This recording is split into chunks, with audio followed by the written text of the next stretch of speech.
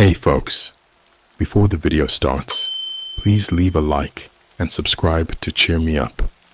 Make sure you are relaxed and enjoy today's stories.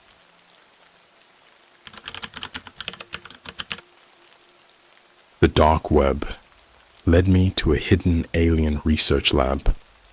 What they're experimenting on isn't dead. Okay, so before I get into this, I just want to clarify that I'm not one of those reckless, dumb people who go looking for trouble online. You know, the kind that does crazy stuff on the dark web for the thrill of it.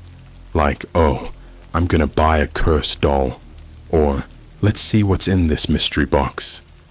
No, that's not me at all. I'm not saying I'm better than those people. Just that, honestly, I wasn't looking for anything weird. But yeah, I ended up finding something I wish I hadn't. It all started a few months ago. I'm a huge tech nerd, always have been. I tinker with computers, build them, tear them down, put them back together. It's my thing. Naturally, this led me to explore some of the darker corners of the internet. Nothing sketchy at first, just tech forums, hidden chat rooms, you know, the usual deep web stuff. If you're into tech like I am, you know the deep web has its useful sides. You can find rare software, old, abandoned projects, and occasionally information on new hacking techniques or security vulnerabilities, stuff that wouldn't necessarily pop up on Google. That's how it all began. I was searching for old decryption tools.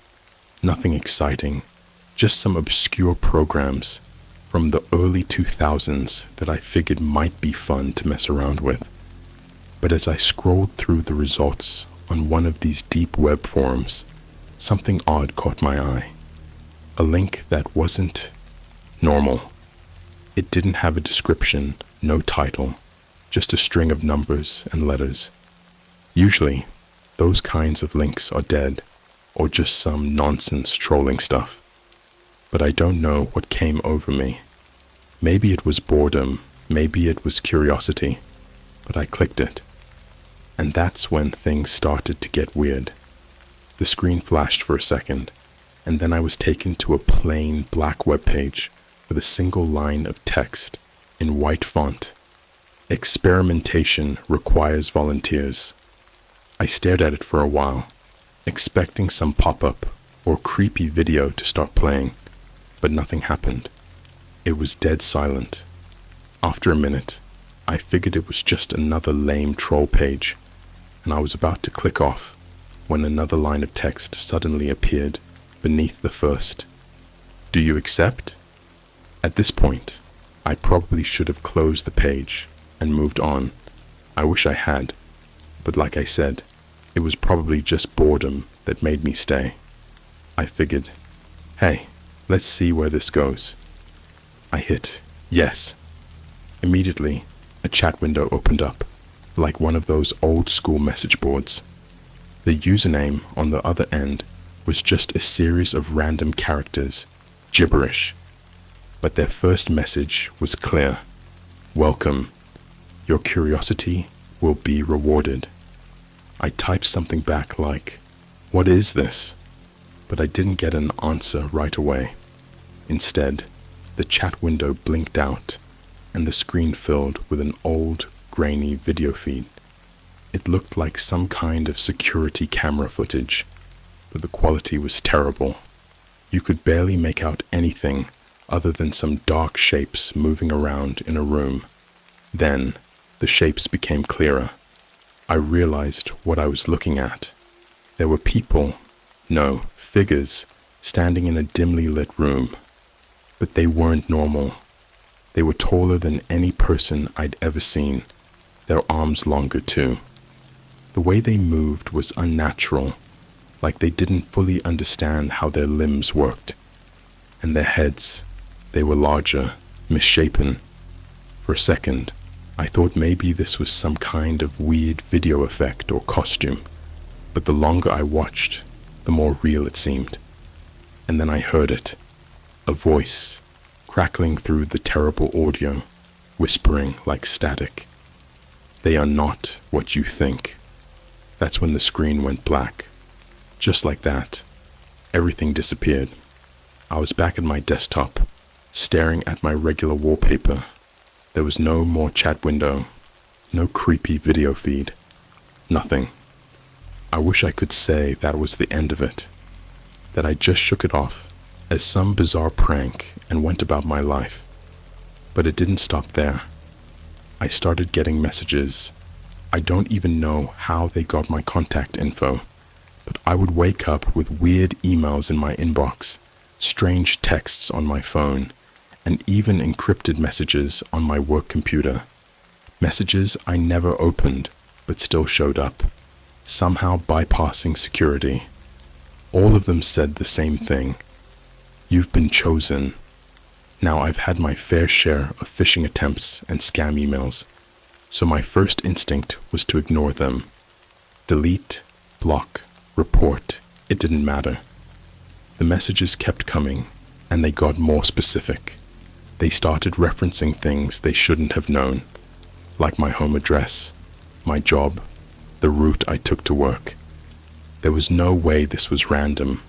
I wasn't just creeped out anymore. I was scared. The last straw was when I got a package. It wasn't delivered through the normal mail. It just showed up on my doorstep one morning. No return address, no postage, just a plain cardboard box with my name scrawled on it, in black marker. When I opened it, all I found was an old beat-up VHS tape. No label, nothing, just the tape. I don't even have a VHS player anymore, so I was ready to toss it. But something about it, maybe that same damn curiosity, made me keep it. I told myself I'd figure out a way to watch it later, and that's where I should have stopped. But I didn't. I found an old VHS player at a thrift store, hooked it up to my TV, and hit play. What I saw on that tape, that's when I knew this wasn't just some deep web prank. It was footage from the same lab, but this time the camera was clearer. There were more of those figures in the room, and they weren't alone. They were experimenting on something that looked very human, but wasn't. That's when I heard the same voice again, faint through the static. They're alive, and they're waiting for you. I probably watched that VHS tape 5 or 6 times that night, trying to make sense of it. I kept rewinding, pausing, and squinting at the screen like I was going to catch some detail I missed before. But every time, it was the same. A group of tall, distorted figures standing around a surgical table, lit by a harsh fluorescent light. And on that table, something that should have been human, but wasn't. The thing on the table was strapped down, completely still, but not in the way someone unconscious would be. It looked more like it was frozen, locked in place. Its skin was a strange bluish-gray color, and its face, I don't know how to describe it, without sounding insane, but it had no eyes, just smooth skin where the eyes should have been. What made it worse was that you could see the chest moving. It was breathing. Whatever it was still alive. The figures in the room, they moved around it with this eerie precision, like they'd done this 100 times before. No fumbling, no hesitation, like they were on autopilot. They started cutting into the thing's chest with these long metallic instruments, but there wasn't any blood, at least none that I could see. The entire scene played out like some kind of nightmarish surgery, except everything about it was wrong.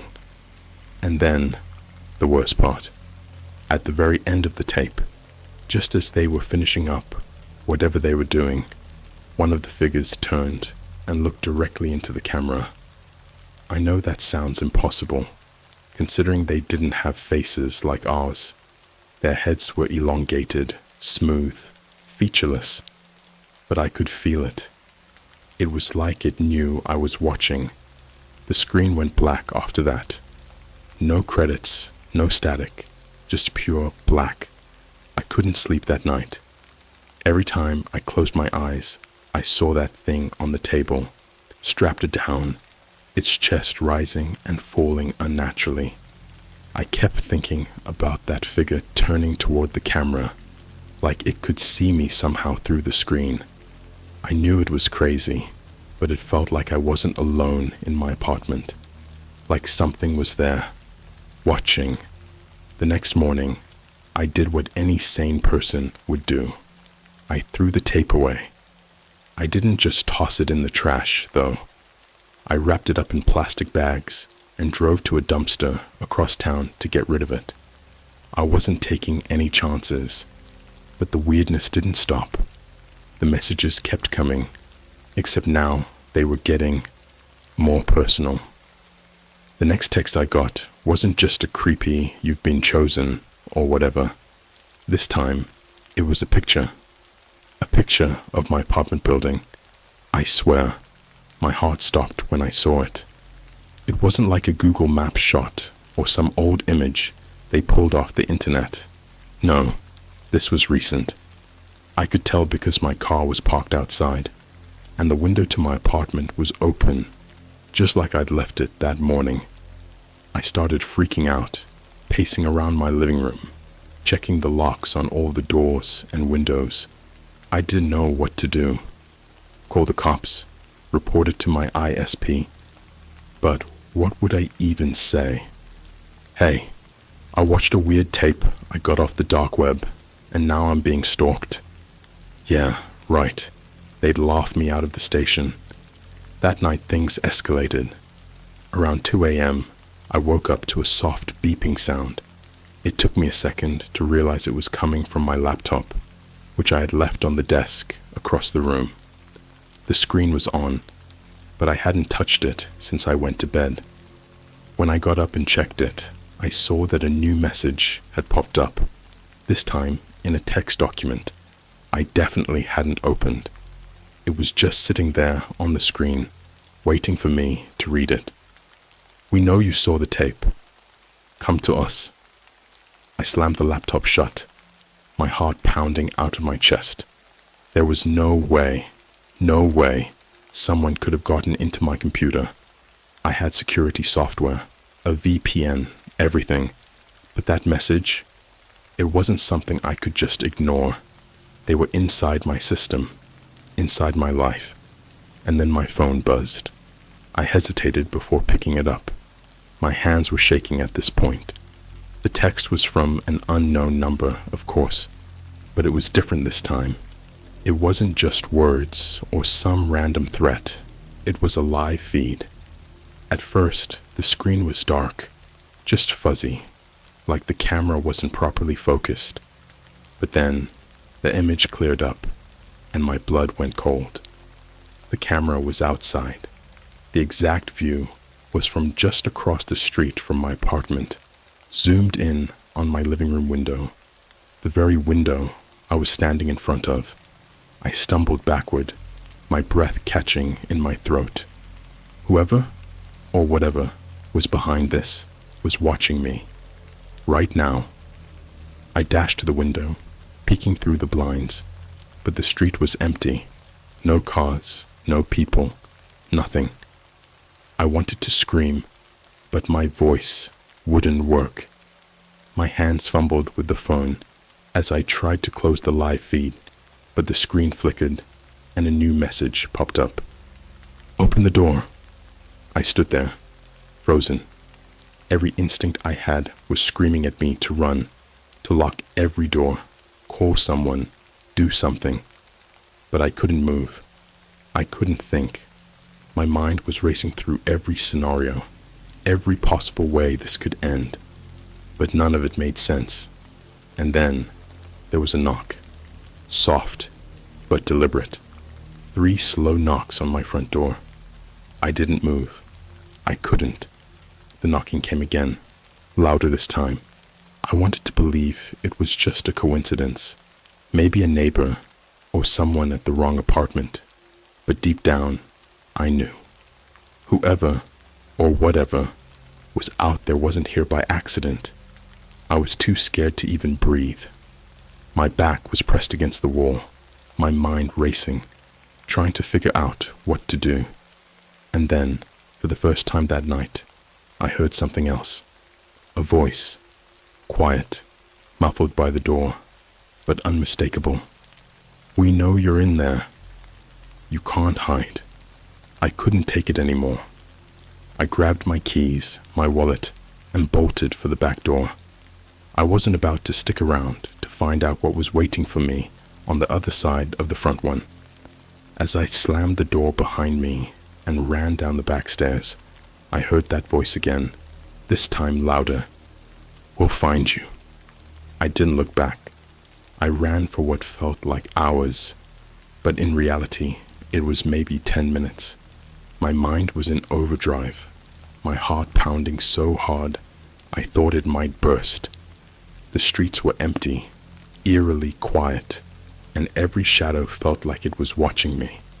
I didn't know where to go. I just knew I couldn't stay at my apartment. I ended up at this 24-hour diner on the outskirts of town. It was the only place I could think of that might be safe for a little while. Public, bright, and with people around. I must have looked like a wreck when I walked in, because the waitress gave me this concerned look as I collapsed into a booth by the window. I ordered a coffee just to have an excuse to stay there. I wasn't thirsty, wasn't even thinking about drinking it, but I needed something to focus on, something normal. My hands were still shaking, and I kept glancing over my shoulder at the door, half expecting someone, or something, to walk in and finish whatever had started back at my place. After what felt like forever, I finally pulled out my phone. I had no idea if I should even use it anymore, but I needed help. I was way out of my depth. The messages, the tape, that thing on my doorstep. It was too much. I called my best friend, Mark. We've known each other since high school, and if there was anyone who might believe me, it was him. The phone rang a few times before he picked up, his voice groggy. "Dude, it's like 3 a.m. What the hell is going on?" I started rambling, words spilling out of me too fast to make sense. I told him about the dark web link, the creepy video, the VHS tape, everything. There was a pause on the other end, and I could practically hear him processing everything I'd just unloaded on him. "You've gotta be messing with me," he said, but his voice wasn't as confident as it usually was. He could tell I wasn't joking. "I'm serious, man. This is real. They're watching me. They sent me pictures of my apartment. They knocked on my door." I could hear him take a deep breath. "All right. Okay. First, you need to calm down. Did you call the police?" Of course, he'd ask that. Anyone would. I hadn't called the cops, because deep down, I knew they wouldn't be able to help. How do you explain something like this to the authorities without sounding insane? "Hi, officer. I'm being stalked by faceless people from a tape I watched on the dark web." "Yeah, sure.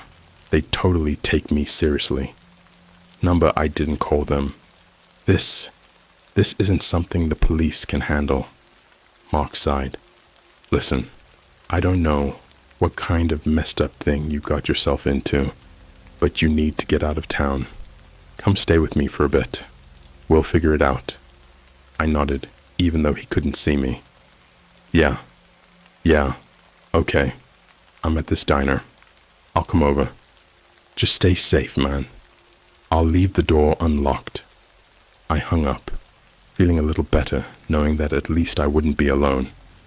I had to get out of there, get to Mark's place, and maybe we could come up with a plan. I dropped some cash on the table and grabbed my jacket, heading toward the door.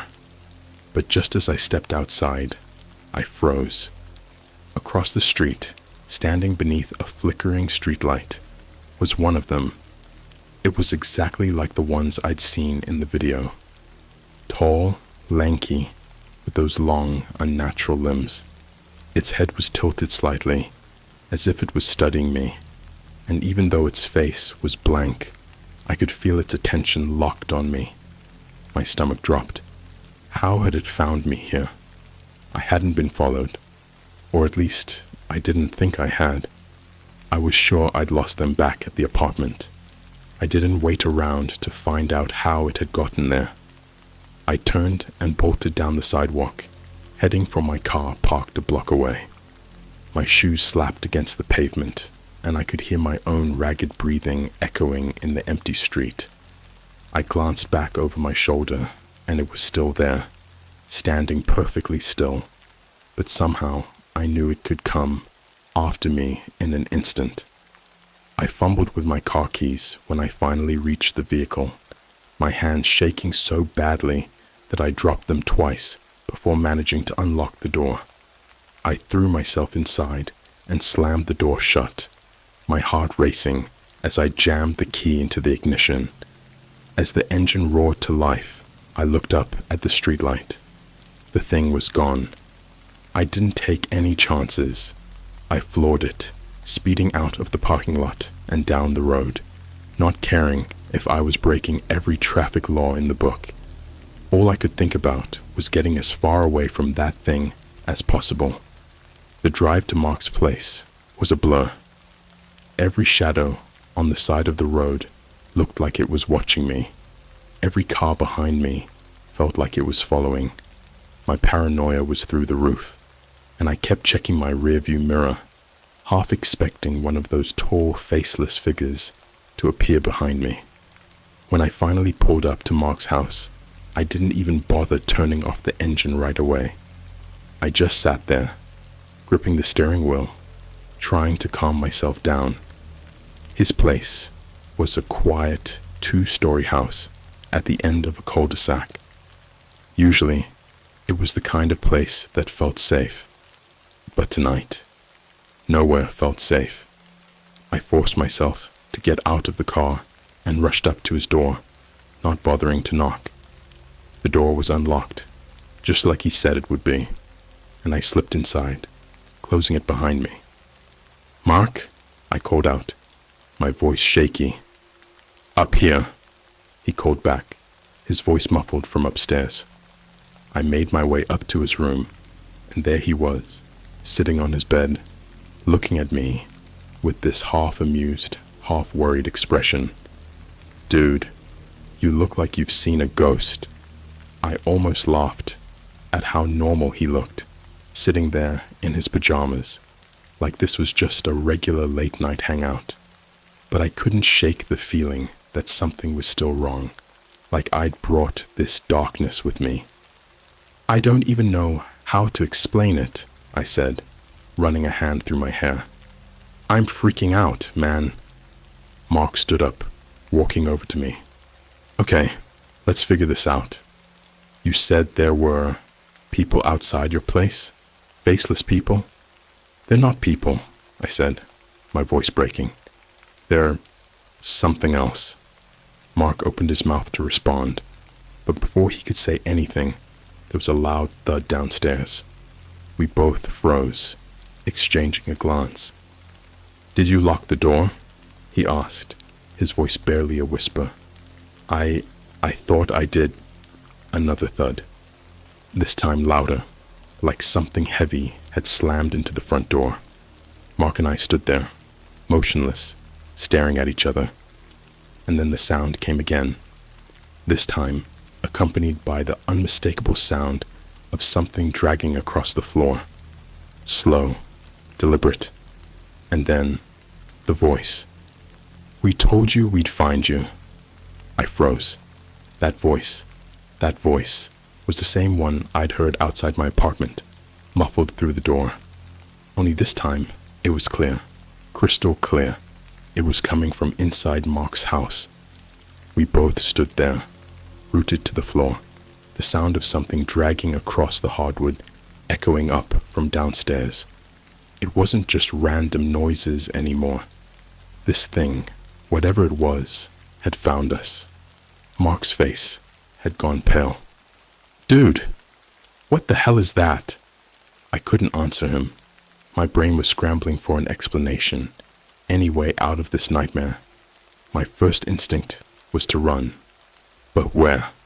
The front door was downstairs, and whatever was down there, I wasn't about to confront it. Another thud, this time followed by the unmistakable sound of something tapping, slow and rhythmic, against the staircase. Whatever was in the house was coming up. It wasn't rushing, wasn't in any hurry, like it knew we had nowhere to go. The tapping kept getting closer, one step at a time, like it was toying with us. Mark snapped out of his shock and grabbed my arm, dragging me into his closet. "We need to hide. Now." I didn't argue.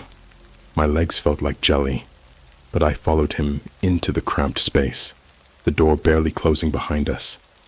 It was pitch black inside, but I could hear Mark's heavy breathing right next to me. We crouched down, trying to make ourselves as small as possible, but every creak of the floor, every shift of our weight, felt like it was deafening in the silence. The dragging sound reached the top of the stairs. I held my breath, praying, begging that whatever it was would just leave, that it wouldn't find us. But I knew that wasn't going to happen. It had come for me. I'd let it here. From the crack in the closet door, I could just barely see the hallway. It was dim, lit only by a faint glow coming from Mark's room. The sound of the dragging stopped, and for a moment, everything was deathly quiet. Too quiet. Like the whole house was holding its breath, waiting for something to happen. And then I saw it. A shadow appeared at the end of the hallway, long and distorted, stretching across the walls in that same unnatural way I'd seen in the video. My heart was pounding in my chest so hard I was sure whatever it was would hear it. I pressed myself against the back of the closet, gripping Mark's arm so tightly I could feel my nails digging into his skin. The figure moved closer, stepping into the dim light. It was just as tall, just as wrong as the ones from the lab. Its limbs were too long, its head too smooth and featureless. There was no face, no eyes, just a blank, pale surface where a face should be. But the worst part, it wasn't alone. Behind it, another figure appeared, and another. There were 3 of them, all moving slowly, methodically, like they had all the time in the world. They were looking for us. I wanted to scream, but I forced myself to stay silent, my body trembling. I could hear Mark muttering under his breath, barely a whisper, like he was praying or trying to calm himself down. His eyes were wide, fixed on the figures in the hallway. One of them stopped just outside the closet. I could hear it breathing, or at least I think it was breathing. There was this soft, rasping sound, like air being sucked in and out, but it was too slow, too deliberate, like it was mimicking human breath, but didn't quite understand how it worked. I thought for sure it was going to open the closet door, that it would find us, and that would be it. But instead, it just stood there, waiting. The voice came again, low and mechanical, like it was coming from somewhere deep within the thing's body. "You cannot hide from us." I squeezed my eyes shut, trying to block out the sound, trying to convince myself that this wasn't happening, but I could still hear the tapping of its fingers, long, spindly fingers, dragging slowly across the door. It knew we were in there. And then, just as suddenly as they'd arrived, the figures moved away. I didn't dare open my eyes at first, but after a few seconds, I heard the dragging sound again, retreating down the hallway.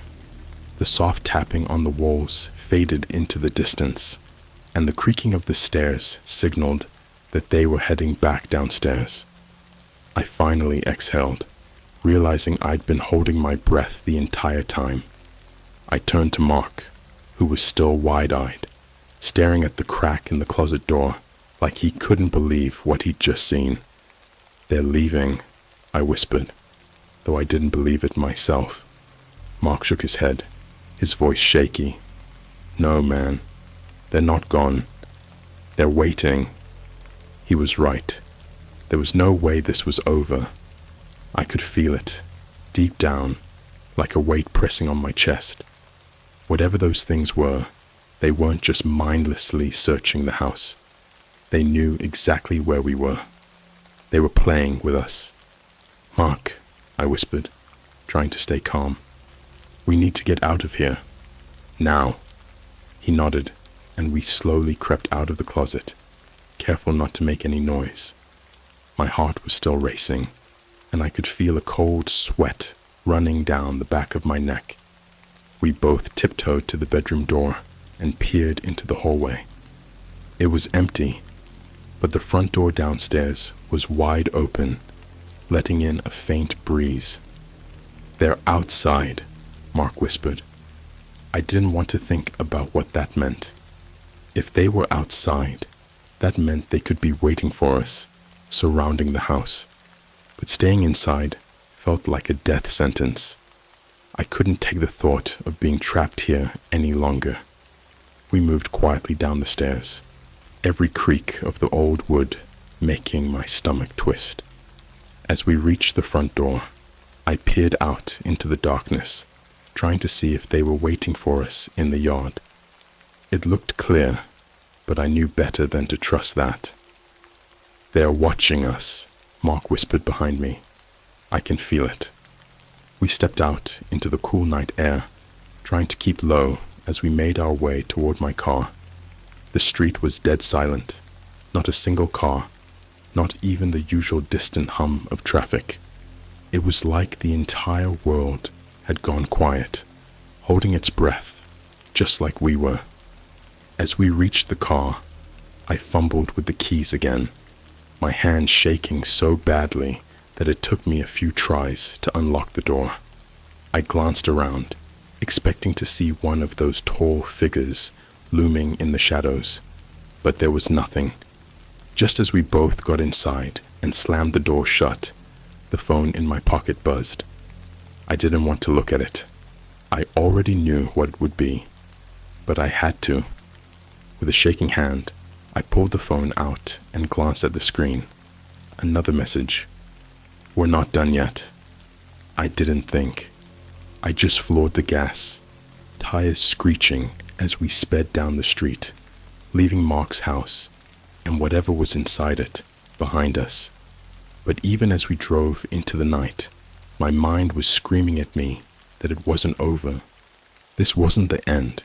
They weren't just after me anymore. They were everywhere. The road stretched out in front of us, a dark ribbon of asphalt winding through the empty streets. My hands were shaking so badly that I could barely keep the wheel steady. Mark sat beside me, staring out the window, his face pale and tense. Neither of us said a word for a long time. What could we say? We had no idea what we were dealing with or how to escape it. The silence in the car felt like a weight pressing down on us, the only sound being the low hum of the engine and the occasional thump of the tires over uneven pavement. I kept glancing in the rearview mirror, half expecting to see those figures standing in the middle of the road waiting, but there was nothing, just empty darkness. Finally, Mark broke the silence. "Where are we going, man?" "I don't know," I admitted. We can't stay anywhere for long. We can't keep running forever," he said, his voice low and shaky. "They're gonna find us. They always do." He was right, and we both knew it. These things, whatever they were, weren't normal. They didn't follow the rules of reality, of distance or time. I had no doubt they could find us anywhere, but I wasn't ready to give up. Not yet. We need to figure out what they want, I said, gripping the wheel tighter. There's got to be a reason why they're after me. Why they're after us. Mark didn't say anything, but I could feel his unease growing. Hell, mine was too. I had no idea if there was any logic to this nightmare, but I had to believe there was something, some way to understand it, or at least survive it. We drove in silence for a while longer, the road blurring beneath the headlights. I didn't have a destination in mind, just putting distance between us and Mark's house. But eventually, exhaustion started to set in. My eyes were burning from lack of sleep, and I knew we couldn't drive aimlessly forever. We should pull over, I said, more to myself than to Mark. Find a place to think, regroup. Mark nodded, but I could see the fear in his eyes. Neither of us wanted to stop. We both knew that sitting still, staying in one place, would make us easy targets, but we couldn't run forever. I took the next exit off the highway, leading us into a small, desolate rest area surrounded by dense woods. It was the kind of place that would have felt peaceful under normal circumstances, but right now it just felt isolated, vulnerable. We parked near the edge of the lot, and I killed the engine. The silence that followed was suffocating. No cars, no wind, just the oppressive weight of the night pressing in around us. Mark leaned forward, resting his head in his hands. Man, what the hell did you get us into? I don't know, I whispered, but we need to figure it out. I pulled out my phone again, half expecting another message to be waiting for me. Sure enough, there it was, another text from the unknown number. You're getting closer. My stomach turned. Closer to what? What did that even mean? I showed the message to Mark, and his face went pale. This is insane, he muttered. There's no way they should know where we are. No way. But they did. I could feel it.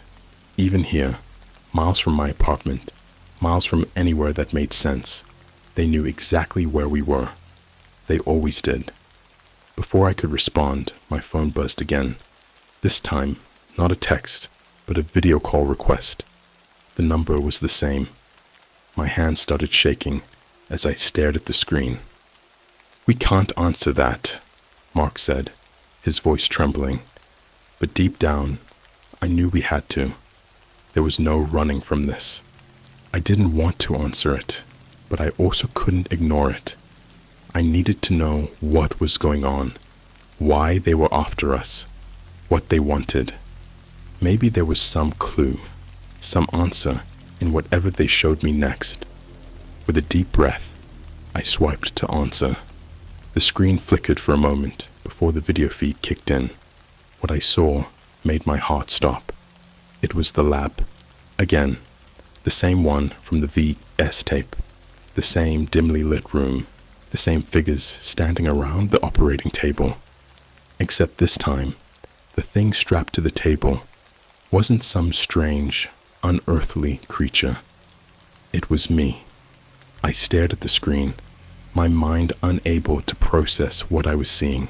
The version of me on the table was completely still, eyes wide open but unblinking, chest rising and falling slowly, like it was barely breathing. The tall, faceless figures stood over my body, their long, slender fingers moving with eerie precision as they worked on me. The other me. "What the hell is this?" Mark whispered, his voice cracking. I didn't answer because I didn't know. My mind was racing, trying to understand. How could I be there, on that table, while I was sitting here, watching it happen? Was it a trick, an illusion, or something worse, something I couldn't even begin to comprehend? As we watched, One of the figures slowly turned toward the camera, just like in the first video, and even though it had no face, I could feel its eyes, its attention, locked on me. Then the voice came again, the same mechanical rasp, but this time it wasn't just a whisper. It was clear, deliberate. You can't escape. You are ours from the beginning. The feed cut out, leaving me staring at the blank screen, my heart pounding in my chest. I looked over at Mark, who was pale and shaking. "We need to go," he said, his voice barely above a whisper. I nodded. My mind was spinning, trying to make sense of what I'd just seen. Were these things copying me, experimenting on me? Or was it something even darker, something that went beyond simple answers? We started the car again, pulling out of the rest area and back onto the road. But no matter how fast we drove, no matter how far we went, the weight of their presence followed us. I could feel it, a suffocating pressure in the air, like they were always just behind us, just out of sight. As we sped down the highway, my phone buzzed one last time. I didn't want to look, but I had to. The message was simple this time. "It's over. Come back to us."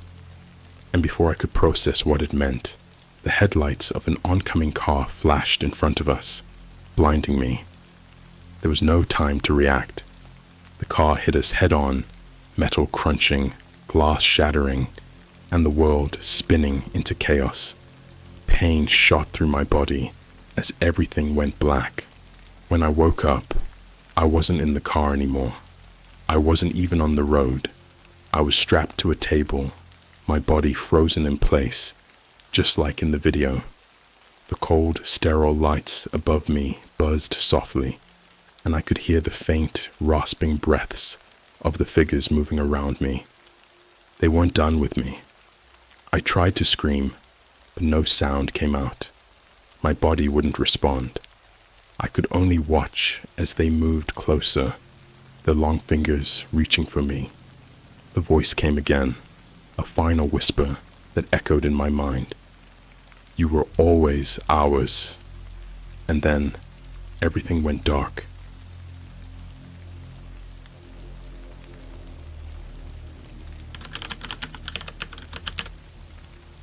I found a secret alien black market on the dark web. The creatures for sale are alive. Okay, so first things first. I know this is going to sound like complete BS, but I swear on everything, this happened. And honestly, I wish it hadn't. It all started a couple of months ago. I've always been a curious guy, and after hearing all these crazy stories about the deep web, I figured I'd check it out for myself. You know, nothing too serious. Just some casual browsing to see if the urban legends had any truth behind them. I'm not talking about that weird conspiracy theory stuff you see on Reddit all the time, or those top 10 creepiest things on the dark web videos on YouTube.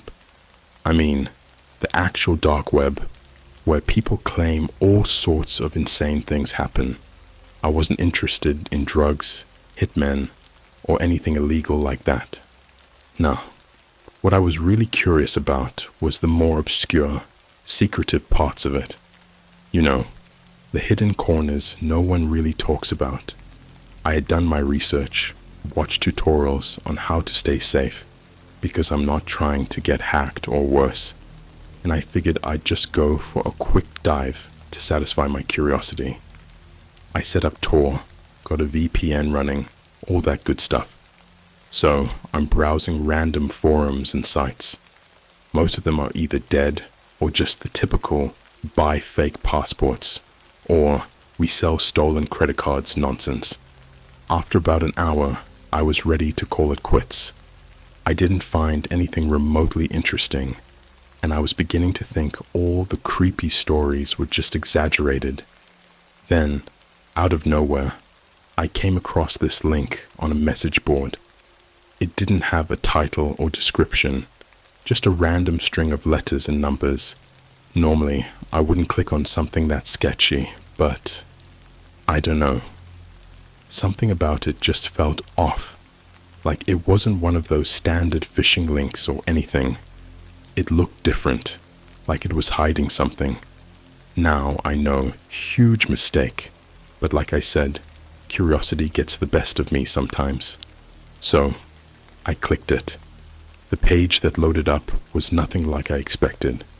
No fancy graphics, no sounds or videos, just a simple black background with white text. It almost looked like some 90s website that hadn't been updated in decades. The title at the top said, "The Collection."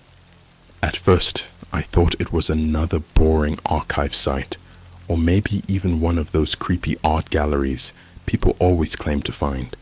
But then, as I started scrolling, I realized this was something entirely different. There were listings, hundreds of them, maybe thousands, no pictures, just short, vague descriptions, and a price next to each one. I clicked on one at random. I'll never forget what it said. Subject number 2839, adult, 6 feet 2 inches, 200 pounds, recovered near Sector 51, not aggressive, fully conscious, eyes responsive. Okay, I'll admit, I was creeped out, but at that point, I just thought it was some elaborate prank, or maybe an art project someone put together for shock value. You know, like those weird SCP things. But as I scrolled through more and more entries, things started to get weird. And by weird, I mean unnervingly specific. Subject number 14, 02, juvenile, 5 feet 5 inches, bipedal, scales iridescent in sunlight, behavior unknown, capture report available upon request. Bipedal, scales, what kind of sick joke was this? And then I saw the prices. They were astronomical. We're talking hundreds of thousands of dollars. For what? Some fictional subjects. But here's the thing. I could tell this wasn't some cheap hoax. The way the listings were written, the format, the technical jargon, it all felt too real, too precise. I kept scrolling, my heart pounding a little faster with each new entry I read. I don't know why I didn't stop. Maybe it was because I still thought it was all just an elaborate prank. But deep down, there was this pit forming in my stomach, a sense that I had stumbled onto something I really shouldn't have. Then, I found it. The listing that changed everything. Subject number 3135. Unknown origin. Carbon-based, but no known Earth species match. Responsive to basic stimuli. Cognitive abilities unclear. Highly dangerous if provoked. Enclosure recommended. Live transportation available. It was the price that made my blood run cold. $1.2 million. Highly dangerous. Unknown origin. I didn't want to admit it to myself, but there was only one thing that made sense. This wasn't some messed up human trafficking ring or black market for exotic animals. This was something else. I stared at the screen for what felt like forever, my mind racing through every possibility. The logical side of me was screaming that this had to be a hoax, but the paranoid side, the side that had been reading about government conspiracies and secret projects for years, was telling me otherwise. What if these subjects weren't human, or even from Earth? I don't know why, but I clicked the inquire button. I wasn't thinking straight. I was just overwhelmed with this sick curiosity, this urge to see how far the rabbit hole went. A chat window popped up. No username, no profile picture, just a blank space where someone started typing. Which subject are you interested in? My hands were shaking. My heart was practically pounding out of my chest. I hesitated, then typed back. Subject number 3135. Is this real? There was a pause, a long one. I almost closed the window right then and there, but before I could, a new message appeared.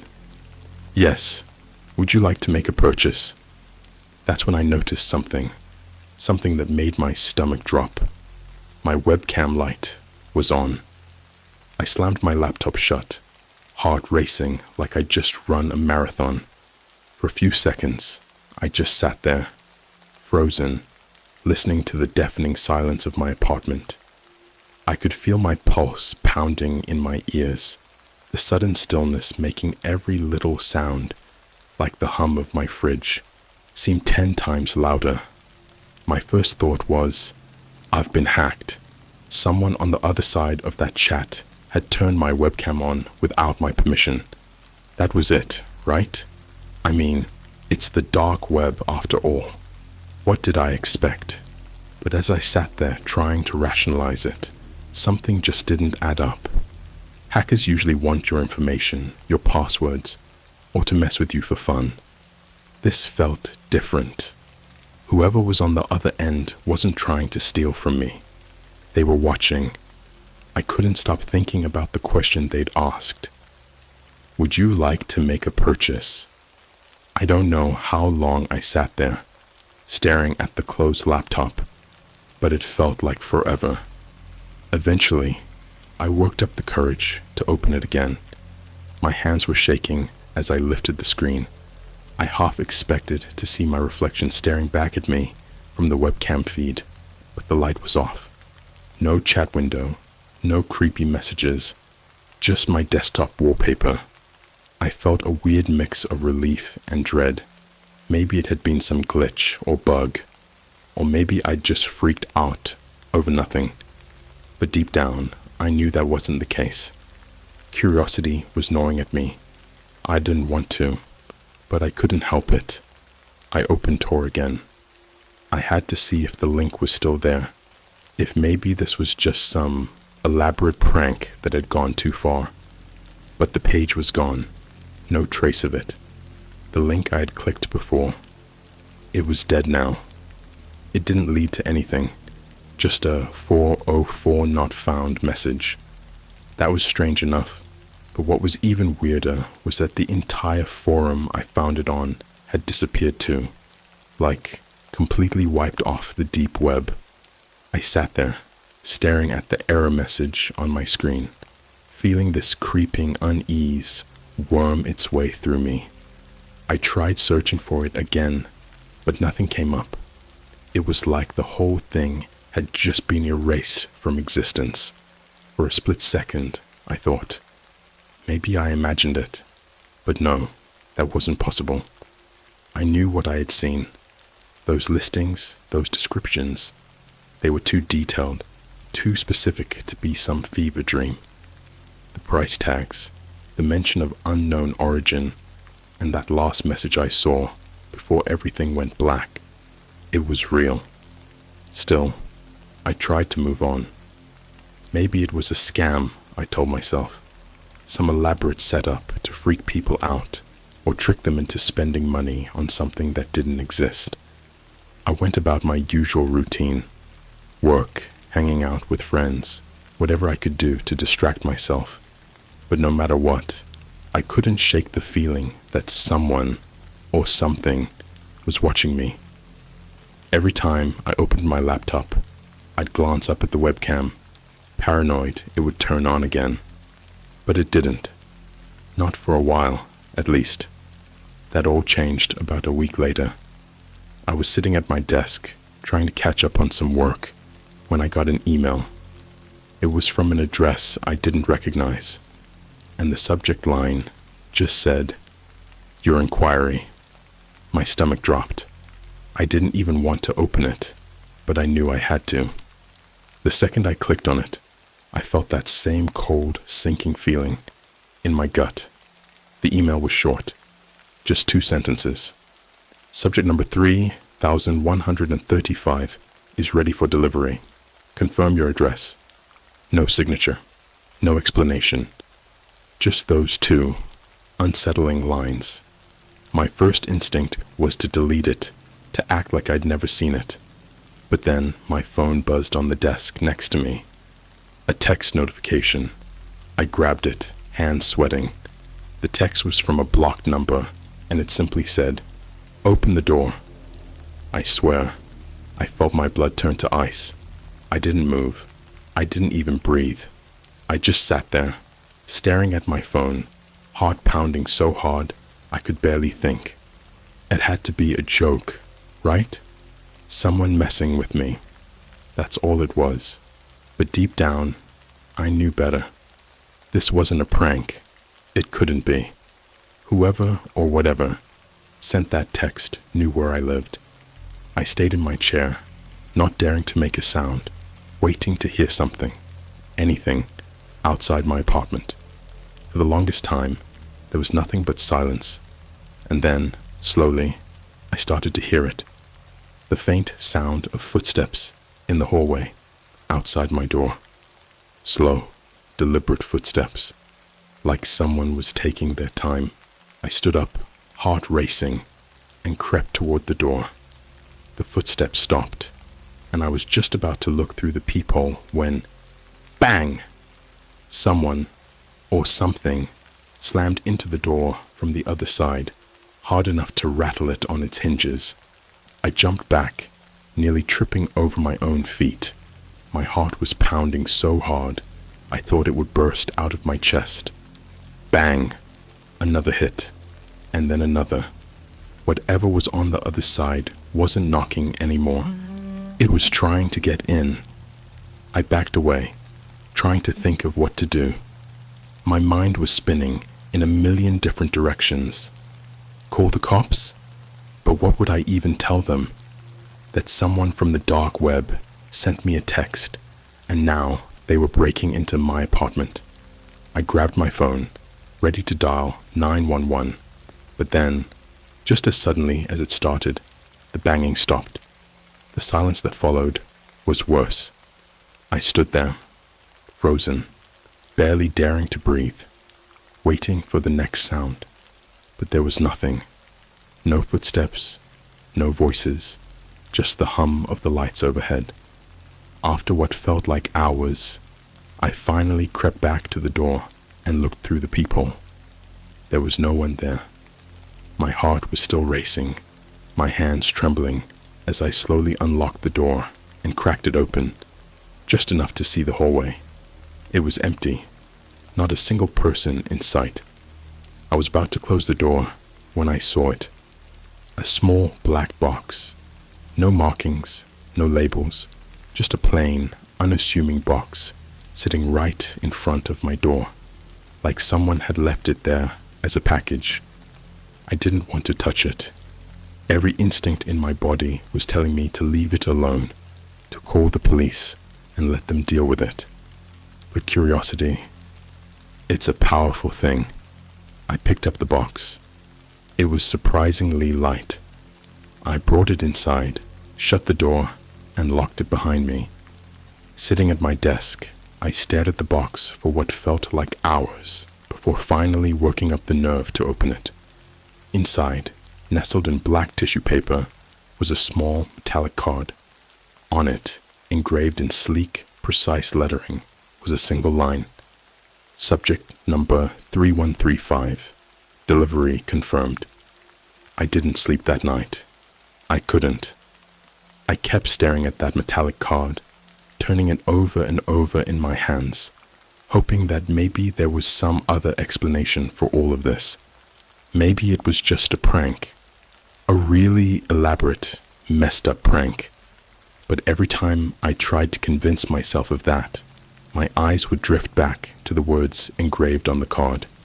Subject number 3135. Delivery confirmed. What delivery? There was no delivery, right? I didn't open my door. No one came inside. But that black box, it was real. The card was real. And whoever, or whatever, had been pounding on my door earlier, that was real too. I felt like I was losing it. I checked the locks on my door at least a dozen times. kept peeking out the windows, expecting to see something, anything, that would explain what was happening. But outside, everything was perfectly normal. Just the usual quiet, empty street. A few cars parked along the curb, the faint glow of streetlights flickering in the distance. No strange shadows lurking, no unmarked vans waiting to abduct me. And yet, I couldn't shake the feeling that someone was watching me. The next morning, I tried to go about my day like usual. Went to work, grabbed coffee, smiled at my coworkers, acted like everything was fine. But inside, I felt this constant, gnawing tension, like at any moment something was going to happen. Every time my phone buzzed, my heart would skip a beat. Every time someone knocked on the door at work or walked too close behind me, I'd jump. By the time I got home, I was exhausted, both physically and mentally. I walked through my front door, kicked off my shoes, and tossed my bag on the couch. Everything looked exactly as I'd left it. My laptop was still on the desk. The black box was in the trash where I'd thrown it, and the metallic card was lying on the counter, glinting faintly in the evening light. I stared at it for a while, debating whether to just throw that thing out too. But for some reason, I couldn't bring myself to do it. I didn't know why, but something about it felt important, like I needed to hold on to it, even though I had no idea what it meant. That's when I heard the noise. It was faint at first, barely noticeable, like a soft scraping sound coming from somewhere inside my apartment. I froze, listening, trying to figure out where it was coming from. It wasn't the pipes or the fridge. It wasn't coming from outside. It was inside. The sound grew louder, more distinct, like something was scratching at wood. My mind raced through 1,000 possibilities. Maybe it was a mouse or some other small animal that had gotten into the walls. Or maybe it was something worse. The noise was coming from the closet. I stood there staring at the closet door across the room. The scratching had stopped now, but I knew it had come from there.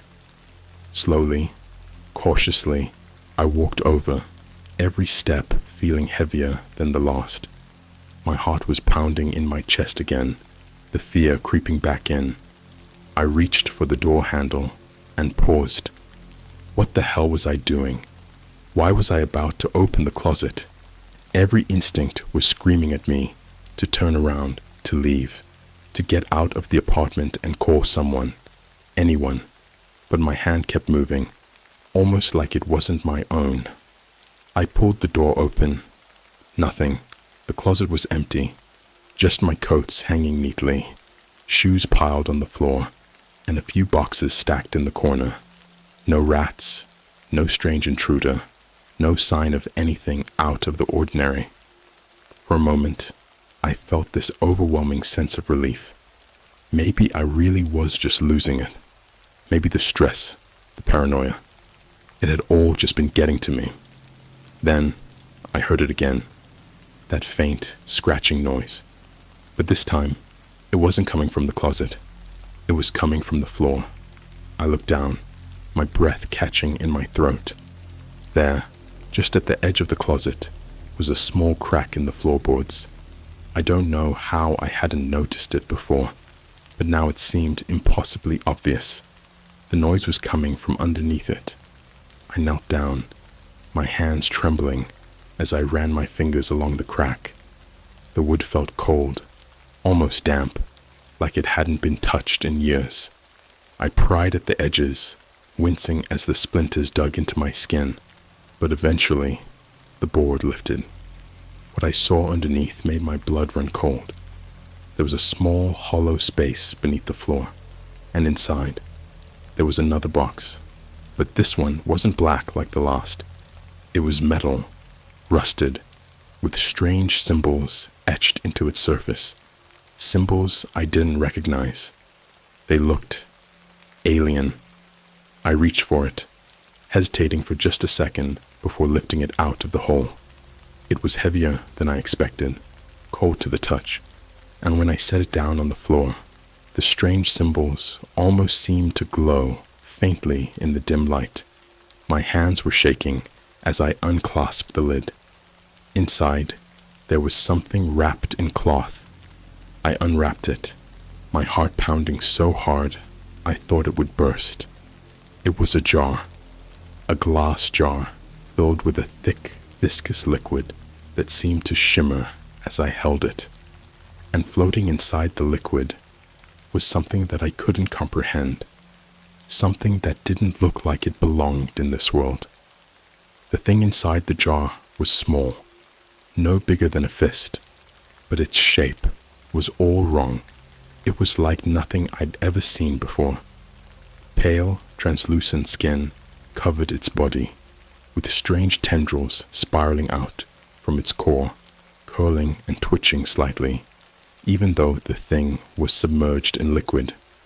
Its head, if you could even call it that, was a misshapen lump with two large, black, featureless eyes that seemed to stare back at me, unblinking, unfeeling. I dropped the jar. It didn't break, but the thing inside jerked, like it was alive. I stumbled back, my breath caught in my throat, unable to tear my eyes away from the thing floating in the liquid. That's when I heard it again, the scratching, but this time it was louder, closer. I whipped around, searching for the source, and my eyes landed on the window. There was something outside, something large and dark, just beyond the glass, barely visible in the shadows. I stood frozen, too terrified to move, watching as the figure slowly approached the window, its form just barely discernible in the fading light. It was tall, much taller than any person I'd ever seen, with long gangly limbs that seemed to move unnaturally, like they were too thin to support the weight of the thing's body. And then, in one smooth, horrifying motion, the thing pressed its face against the glass. Those same black, featureless eyes stared back at me, unblinking, unfeeling, just like the thing in the jar. For a moment, I couldn't breathe. Those eyes, black, endless, pressed against the glass, watching me with an intensity that made my skin crawl. The thing's face wasn't fully visible, just a vague shape with those wide, soulless eyes locked on me. I felt like prey, like it was studying me, waiting for me to make a move. I wanted to run. Every fiber of my being was screaming at me to get out of there, to grab my phone, call the cops, something, but I couldn't move. I was rooted to the spot, staring at the thing outside the window as it stood there, unmoving, its breath fogging up the glass. And then, slowly, too slowly, it raised one long bony finger and began tapping on the window. Tap, tap, tap. Each tap felt like a gunshot in the silence of my apartment. I flinched every time its finger hit the glass, a sick feeling pooling in my stomach. It wasn't just tapping randomly. It was tapping in a rhythm, a steady, deliberate pattern, like it was trying to communicate with me. Tap, tap, tap, tap. I don't know how long I stood there, locked in that horrific standoff. The thing's eyes never blinked, never shifted. It just kept tapping, its long, spindly finger-tracing circles on the fogged-up glass. I was too terrified to move, too terrified to even blink, afraid that if I did, it would shatter the window and come inside. But then, something changed. The thing outside suddenly stopped tapping. Its head tilted, just slightly, as if it was listening to something. And then, it smiled. That smile was the worst thing I'd ever seen. Its lips stretched impossibly wide, revealing rows of needle-sharp teeth that glistened in the faint light. The smile wasn't natural. wasn't human. It was a grotesque parody of a smile, like it had seen one before, but didn't know how to replicate it properly. And then it turned away. It didn't walk. It didn't run. It just sort of glided back into the shadows, disappearing into the darkness of the night, like it had never been there at all. For a moment, I just stood there, too stunned to move. My heart was pounding so hard it hurt, and I was drenched in sweat, but my legs wouldn't respond. I kept staring at the window, half expecting it to come back, to see those eyes and that smile again. But the street outside was empty. I let out a shaky breath and stumbled back, my knees threatening to give out beneath me. I grabbed my phone off the table, my hands trembling as I unlocked it. I needed to call someone. I didn't even know who. Maybe the police, maybe a friend. Anyone who could help me figure out what the hell was going on. But before I could dial, my phone buzzed. Another text, from the same blocked number as before. Did you like what you saw? I dropped the phone, like it had burned me, my heart skipping a beat. This wasn't happening. This couldn't be happening. My mind was spinning, trying to make sense of everything. The black market, the creatures, the thing at the window. None of it made sense, and yet it was all so horrifyingly real. I forced myself to pick up the phone again, my hands shaking as I scrolled through the messages. My eyes landed on the most recent one, the one that had just sent chills down my spine. Did you like what you saw? But beneath it, another message appeared. I didn't even see the notification come in. It was just there, like it had been waiting for me to notice. Subject 3135 is awake. The jar. My eyes darted to where I had dropped the jar on the floor. The liquid inside was still swirling, and the small, grotesque creature was floating in it. Or at least, it had been. Now, it was moving. Its tendrils, those pale, twisting limbs, were unfurling, writhing slowly in the liquid. Its tiny, misshapen head tilted, the same unblinking black eyes staring straight at me. The thing wasn't just floating anymore. It was swimming, pushing itself against the sides of the jar, almost like it was testing its boundaries. I backed away, my breath catching in my throat. How was it awake? How could it even move in that thick liquid? I had no idea what kind of creature this was, but every instinct I had told me it wasn't good. It was wrong, unnatural, and it was alive. The creature's tendrils pressed against the glass, wrapping around the jar's edges, its movements becoming more frantic, more aggressive. I could hear a faint tapping, almost identical to the sound I'd heard on the window earlier. Tap, tap, tap. I didn't know what to do. Should I throw it out? Smash it? I had no idea if that would even help, or if it would make things worse. But as I stood there, frozen in place, I realized something even more terrifying. The liquid inside the jar was draining.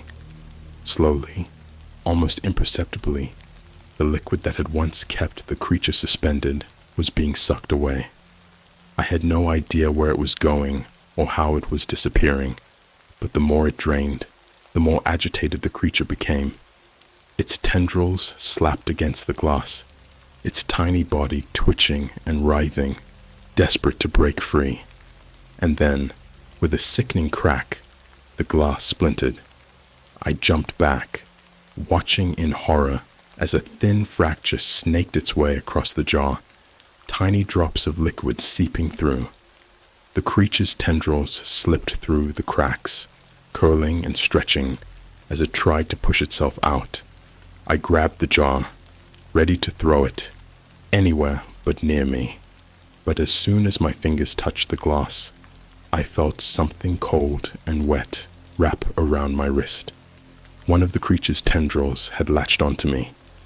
I screamed, yanking my hand back, but the tendril clung tighter, the texture of it slimy and cold, like nothing I'd ever felt before. The creature's eyes, those black, unfeeling eyes, locked onto mine, and for the first time, I felt something other than terror. I felt pain. It wasn't just a physical pain, though. It was something deeper, like it was reaching into my mind, pulling at something inside me, something I couldn't understand. I could feel its presence, invading my thoughts, clouding my vision. My body felt heavy, my head pounding as images flashed through my mind. Horrible, distorted images, creatures like the one in front of me, writhing and twitching, their misshapen bodies piled high in dark, cold places. They weren't just watching me. They were waiting. With a final burst of adrenaline, I tore my hand free, the tendril snapping back into the jar. I stumbled backward, gasping for air, and grabbed the nearest thing I could find, a chair. Without thinking, I swung it down onto the jar. The glass shattered with an ear-splitting crash, the liquid spilling out in a thick, oily puddle. The creature writhed in the mess, its body twitching violently as it struggled to move on the hardwood floor. I didn't wait to see what would happen next. I ran. I bolted out the door, not even bothering to lock it behind me, and I didn't stop running until I was several blocks away.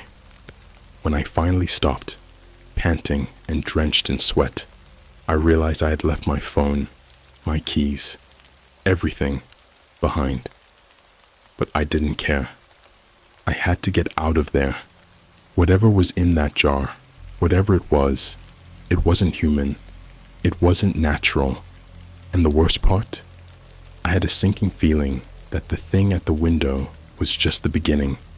Because wherever I went, whatever I did, I knew one thing for sure. It was still out there. I didn't go home that night. After running for what felt like miles, I ended up in some dingy all-night diner on the edge of town. I must have looked like a mess, sweaty, pale, shaking, because the waitress kept glancing at me like I was about to pass out right there at the counter. I didn't care. I couldn't care. My mind was racing, trying to make sense of everything that had just happened. That thing in the jar, the creature, it had been alive, and somehow I had been dumb enough to open the box, dumb enough to let it out. But it wasn't just that.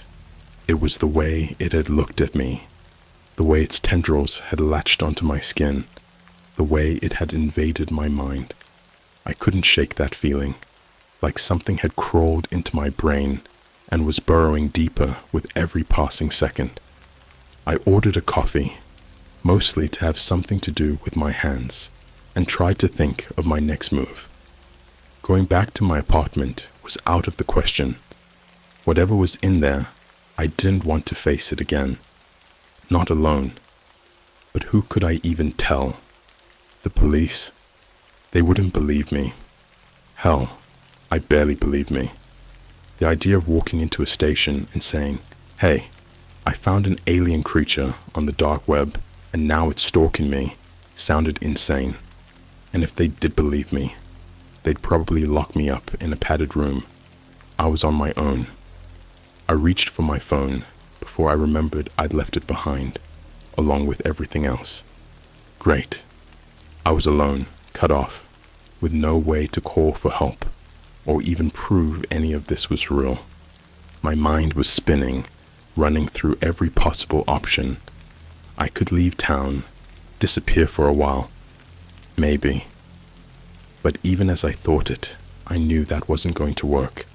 I didn't know why, but something told me that whatever was happening, it wasn't just going to go away if I ignored it. That's when I saw it. A man sitting in the corner booth, staring at me. At first, I thought I was imagining it, maybe still on edge from the whole night. But then he stood up, moving slowly, deliberately and started walking toward me. My heart rate spiked, my fight or flight kicking in, but I forced myself to stay calm. He didn't look particularly threatening, just an average guy in his 30s, dark hoodie, unshaven face. But something about the way he moved, it felt wrong, like he wasn't fully there. He sat down at the counter next to me, not saying a word. For a moment, he just stared straight ahead, his fingers tapping idly against the countertop. Tap, tap, tap. That sound. It sent a jolt of fear through me, the same rhythm I'd heard from the thing at the window, from the creature in the jar. I swallowed hard, my mouth suddenly dry. Then he spoke. "It's awake now," he said, his voice calm. Too calm. "You shouldn't have broken the jar." My blood ran cold. I turned to him, barely able to form words. "What? Who are you? How do you know about that?" He didn't answer right away. Instead, he pulled something out of his pocket and slid it across the counter toward me. It was a small, folded piece of paper. "They don't like being trapped, but you set it free, and now it's going to find you." I didn't know what to say. My mind was racing, trying to process his words. They? What did he mean by they? Before I could ask, he stood up again, as if the conversation was over. He took a few steps toward the door, then paused, turning back to look at me. "You can't run from it. It's already inside you." And with that, he walked out into the night, leaving me sitting there, paralyzed by fear. I stared at the folded piece of paper he had left behind. My hands were shaking as I picked it up and unfolded it, half expecting some cryptic message or more alien symbols. But it wasn't a message. It was a picture of me, sitting exactly where I was at that moment, in the diner, coffee in hand, staring down at the picture. I dropped it, my hands trembling. That was impossible. The picture had been taken seconds ago, while I was sitting there. I bolted up from the counter, knocking my coffee over in the process. I ran outside, my heart racing, my mind screaming for answers. But the man was gone. The street was empty, just the quiet hum of the city and the occasional flicker of a street lamp. There was no sign of him anywhere. That's when I felt it, a strange sensation crawling up my arm. I looked down and saw it, a faint, almost invisible mark on my wrist, right where the creature's tendril had wrapped around me. It wasn't a bruise. It wasn't a cut. It was something else, like tiny, thin lines, almost like veins, spreading out from the spot where it had touched me. The lines were faint, but they were moving, slowly creeping up my arm, inching toward my chest. Panic surged through me. I clawed at my skin, desperate to stop whatever was happening, but it didn't help. The lines kept spreading, pulsing under my skin, like they were alive. I could feel it now, in my head. That presence, that awful, suffocating thing that had invaded my mind when the tendril touched me. It was still there, growing, taking root inside me. I didn't know what to do. I started running, not caring where I went, just needing to get away.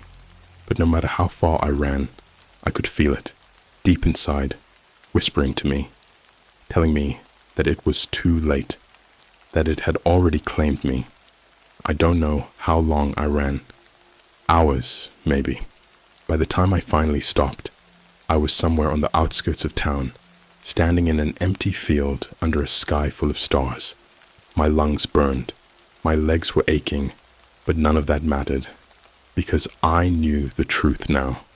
It had found me. My phone buzzed. I had forgotten I even still had it in my pocket. Trembling, I pulled it out and looked at the screen.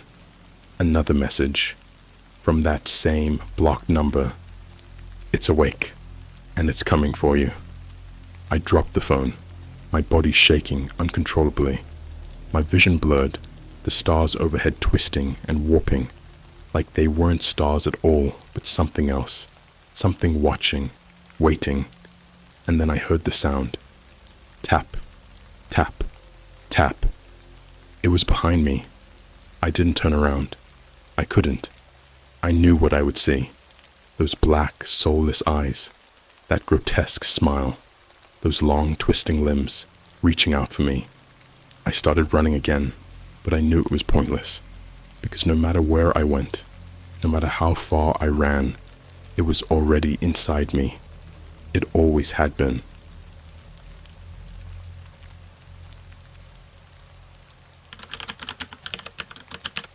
I was hired on the dark web to translate an alien message. The message wasn't for humans. Alright, so before I get into this, I just want to make something clear. I'm not a conspiracy nut. I don't believe in aliens. I'm not into all that cryptid stuff. And until about a year ago, I had never even touched the dark web. But something happened, and now, well, now I don't know what to believe. It all started because I was broke. Like, dead broke. I was fresh out of college with a degree in linguistics, which, let me tell you, is not as useful as you think. Living off ramen and barely scraping by with a part-time gig as a freelance translator. You ever try paying rent on freelance money? Yeah, doesn't work too well. So, one night, I was doom-scrolling job forums, trying to find something, anything, that would help me make it through the month. That's when I found it. A vague post, buried deep in one of those shady job boards. No company name, no details. It just said, linguist needed for a one-time translation project. Generous payment. Knowledge of rare languages a plus. That was it. No contact info, except for an email address that looked like a random string of letters and numbers. Sketchy? Absolutely. But I was desperate. So, I shot them an email, thinking, what's the worst that could happen? I didn't expect a reply. Honestly, I thought it was a scam. But a few hours later, I got a response. Thank you for your interest. We believe you may be a good fit. Please reply if you're comfortable working on a confidential project. No signature, no name, nothing. At this point, my common sense should have kicked in, but again, broke. So, I replied, sure, tell me more. Almost immediately, they sent another email, but this time it came with a warning. This project requires access to restricted materials on the deep web. Compensation is $10,000 for completion. If you agree to these terms, we'll send further instructions. Now, I know what you're thinking. Dude, that's a red flag if I've ever seen one. And yeah, I agree. But the money was good. Way too good to pass up. And while I didn't know much about the deep web, I figured it was mostly a bunch of illegal stuff that I could just avoid. Plus, $10,000. That would cover my rent for the next few months. So, I said I was in. The next email was different. It was longer, with detailed instructions on how to access the deep web and what tools to use. They even provided links to software I'd never heard of before. They emphasized security, like, a lot. They told me to use a VPN, encrypt everything, and make sure my camera and microphone were disabled at all times.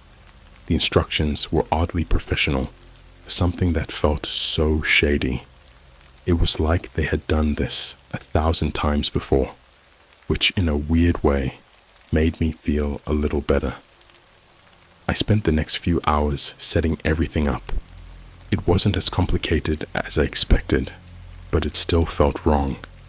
Like, the second I opened the Tor browser, I knew I was somewhere I wasn't supposed to be. There's something about the deep web that feels different. It's quiet, like you're walking through an abandoned building in the middle of the night, and the deeper you go, the more you realize you're surrounded by things you probably shouldn't see. Once I was in, they sent me another message, but this time it was a download link. This is the file. Translate it. We need a full report in 48 hours.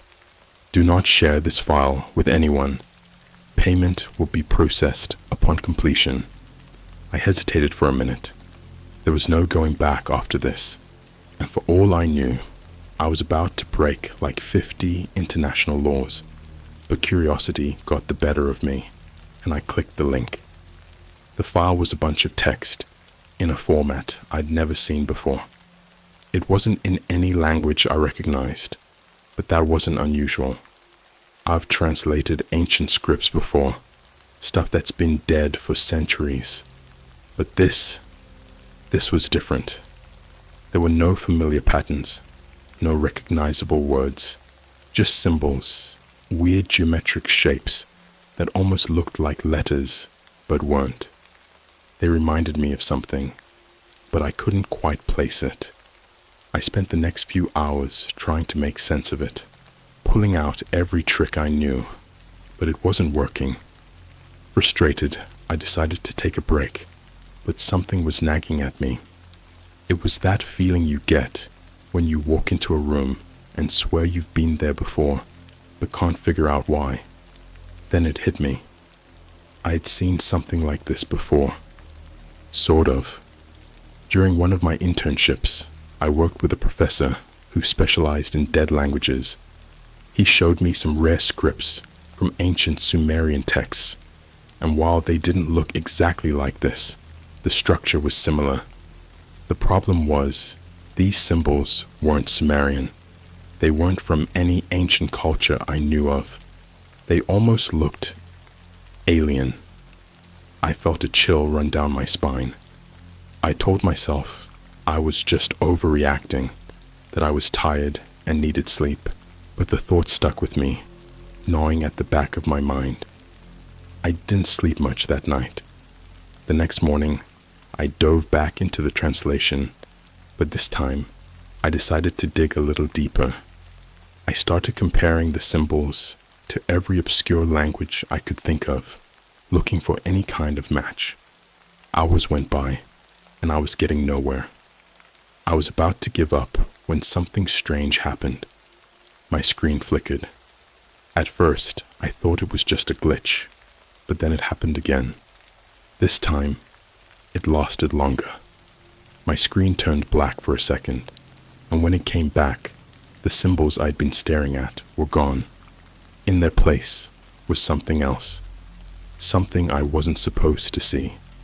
It was a message I could understand, and it wasn't meant for humans.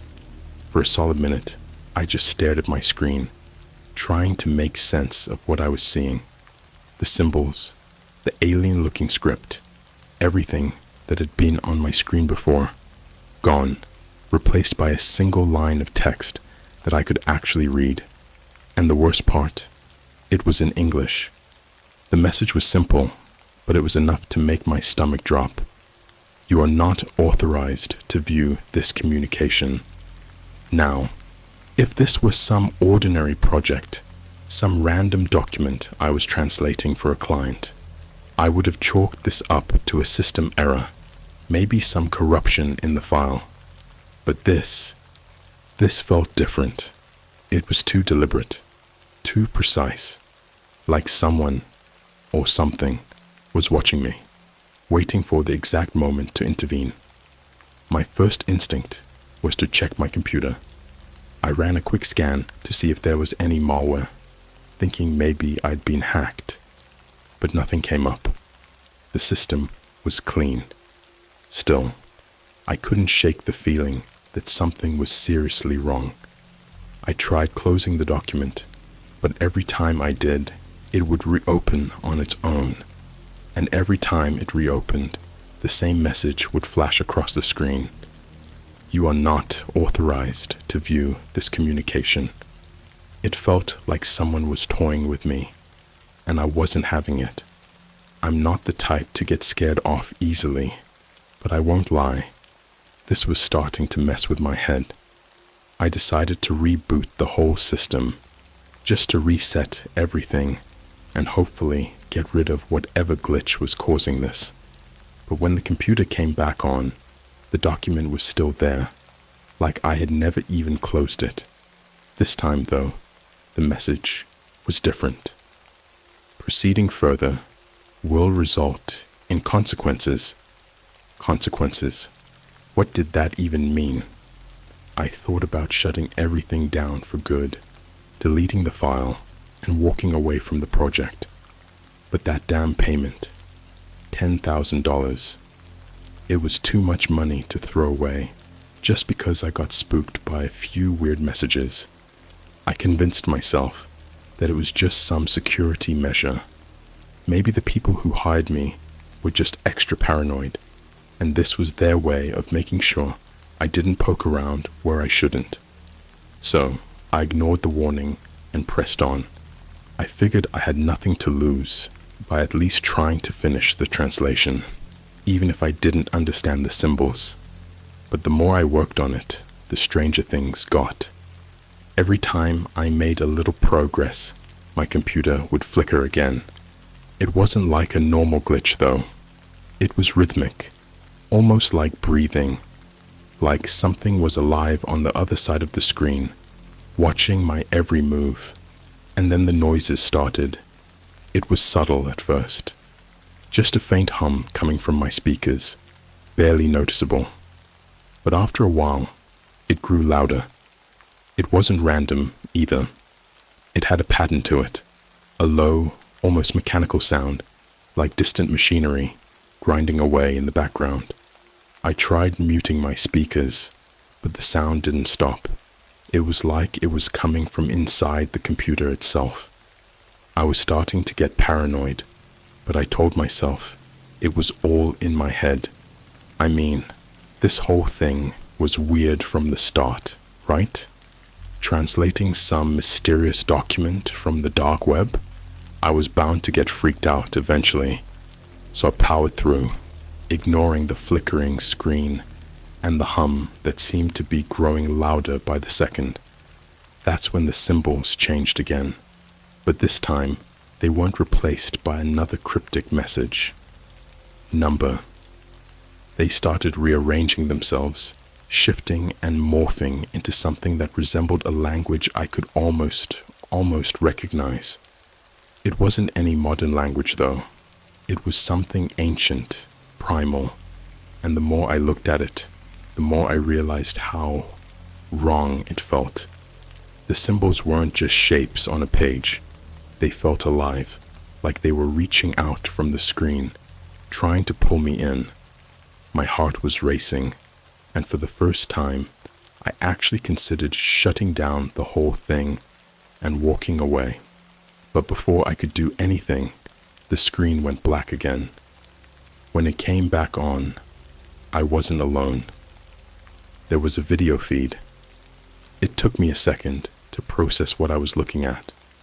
The feed was grainy, like it was coming from an old security camera, but I could make out a figure sitting at a desk. A man, hunched over, typing away on a keyboard.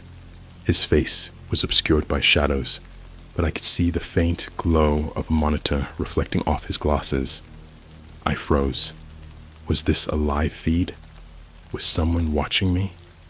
Or was I watching someone else? I felt a pit forming in my stomach as I tried to figure out what the hell was going on. The figure in the video didn't move. He just kept typing, faster and faster, his fingers flying over the keys like he was in some kind of trance. Then, without warning, he stopped. He turned, slowly, like he knew I was watching him.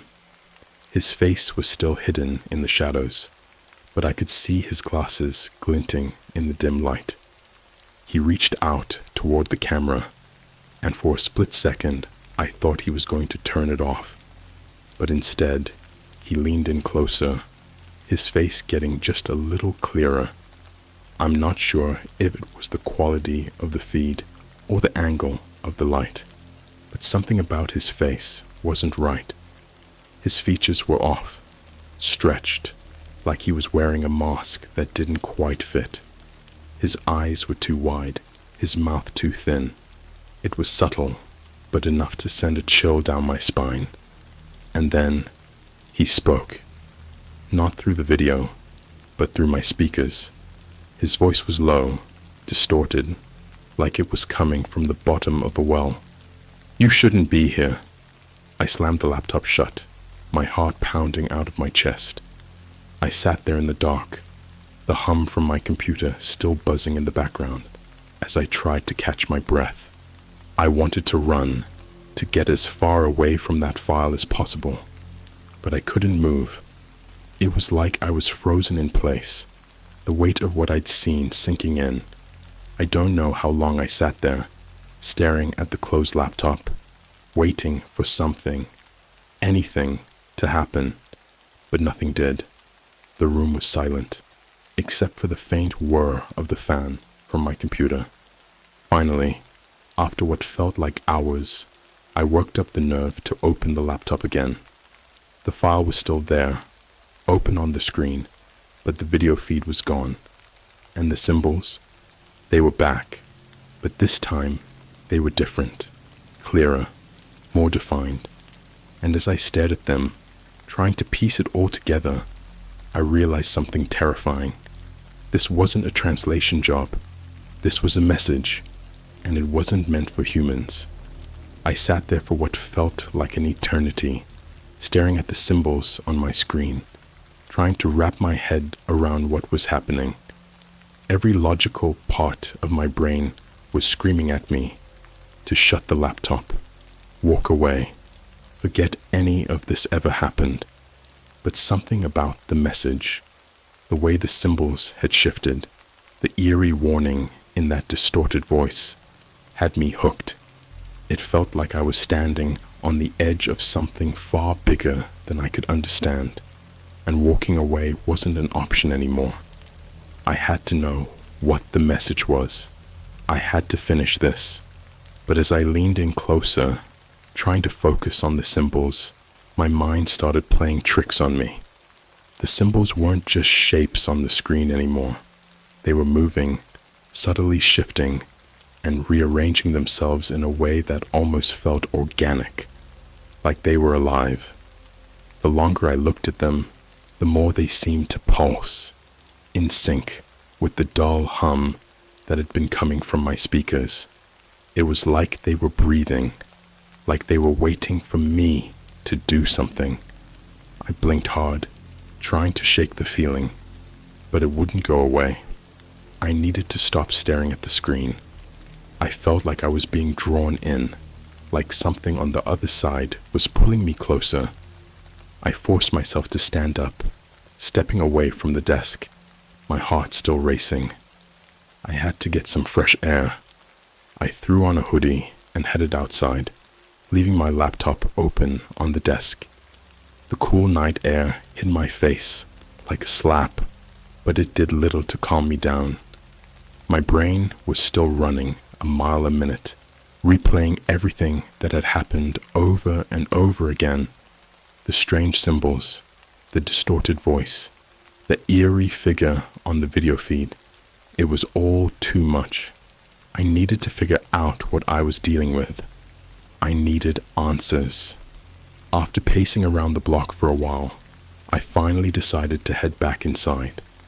I wasn't done with this yet. I'd come too far to stop now. Maybe if I just focused, ignored the creepy stuff, I could crack the code, get my money, and be done with it. That's what I told myself.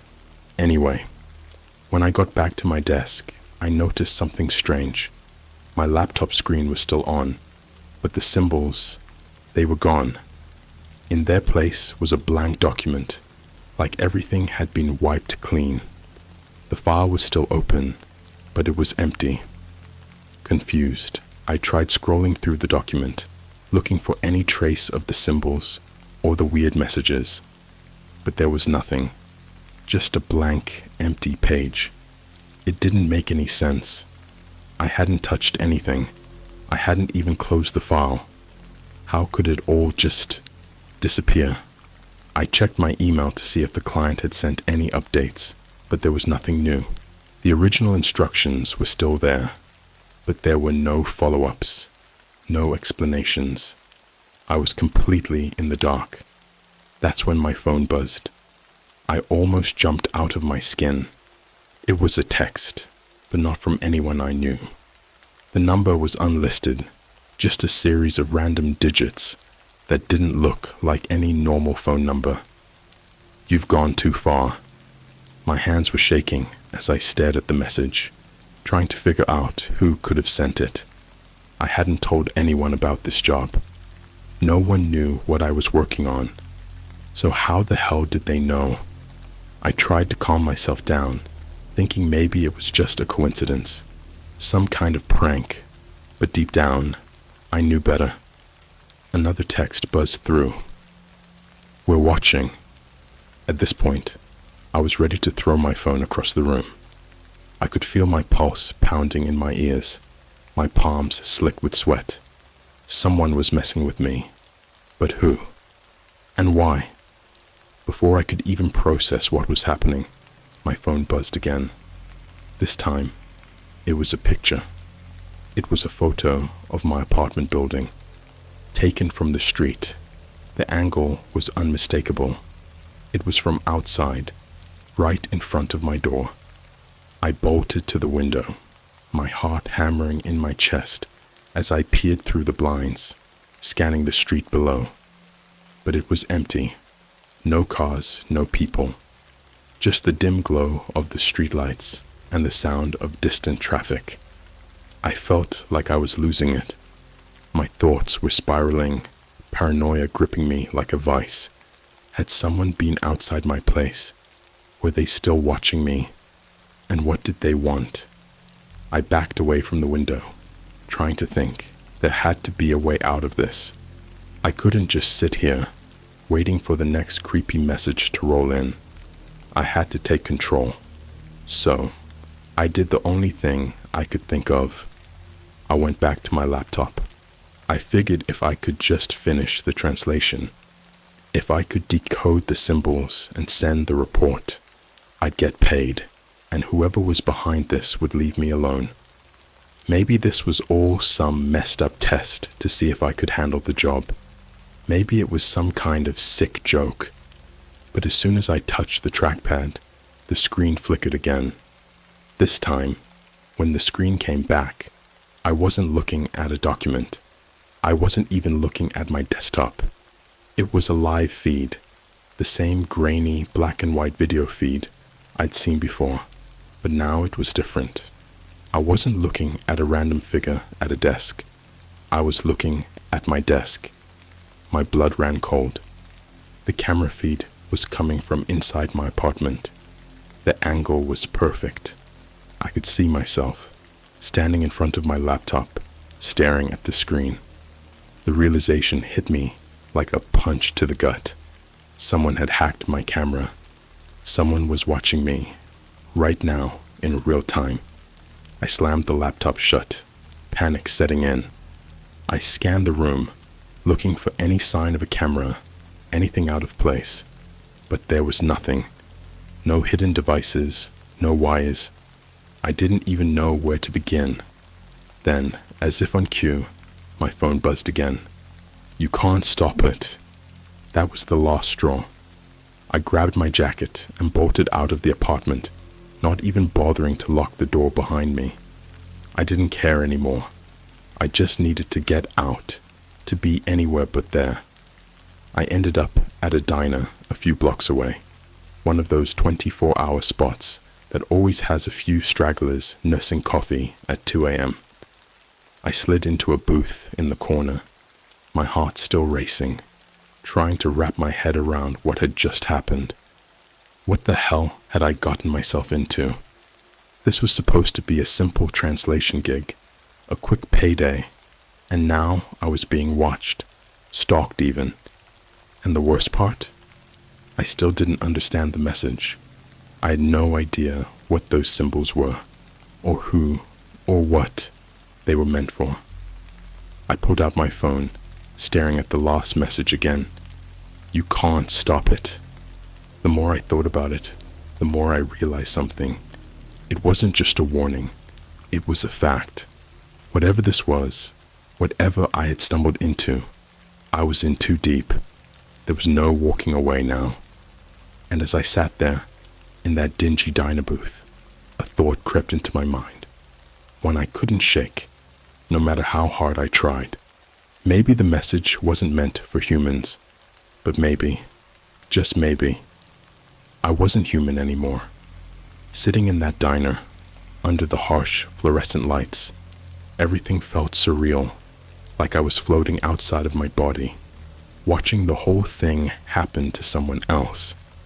I wanted to believe this was some twisted prank, a mistake, anything that could be explained away with logic.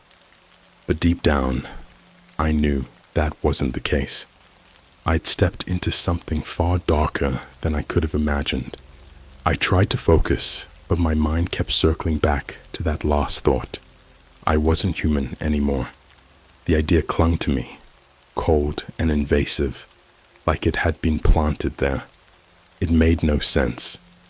And yet, something in the pit of my stomach told me it wasn't far off. I needed answers, but who could I even turn to? The police? No way. How was I supposed to explain any of this? That I'd taken a job off the dark web to translate some cryptic alien message, and now I was being stalked through my own laptop. They'd laugh me out of the station. But there was one thing I hadn't tried yet. The deep web. If the people who hired me were monitoring me this closely, maybe they'd left some kind of trail, something I could follow back to them. It was a long shot, but it was all I had. So, after what felt like hours of pacing, drowning myself in bottomless coffee, I made a decision. I was going back in. I needed to know who or what was behind this. I needed to see that message again. I headed back to my apartment just before dawn. The streets were still empty, and the air was cold, but the buzzing in the back of my head was louder than ever. I felt like I was walking towards something inevitable, like the moment I stepped back inside, I'd cross a line I could never uncross. I paused at the front door, my hand hovering over the doorknob, but the sound of footsteps echoing in the distance made the decision for me. I wasn't alone out here, and I sure as hell wasn't safe. I unlocked the door, stepped inside, and locked it behind me. The apartment felt different now, darker, smaller, like the walls were closing in. The only sound was the faint whir of my laptop, still open on the desk, waiting for me. I took a deep breath, sat down, and powered it back on.